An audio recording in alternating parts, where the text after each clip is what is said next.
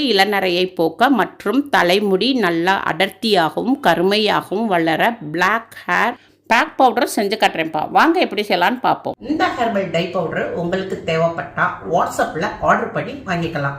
அவுரி இலை வாங்கியிருக்கேன். இந்த அவுரி இலை இண்டிகோன்னு சொல்லுவாங்க. எல்லாம் உருவி வச்சிருக்கேன்.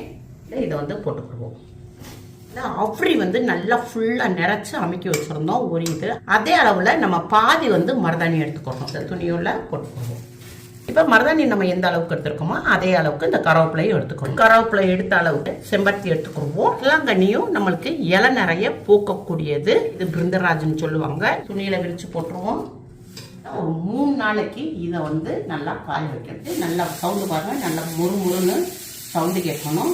இந்த மாதிரி இருந்தால் தான் நம்மளுக்கு அரைக்க ஈஸியாக இருக்கும். பக்கெட்டில் போட்டுக்கிறோம். எல்லாத்தையும் எடுத்து இந்த மிஷினில் திரிச்சு கொண்டு வரோம். அவ்வளோதான்ப்பா, natural hair dye powder ready ஆயிடுச்சு.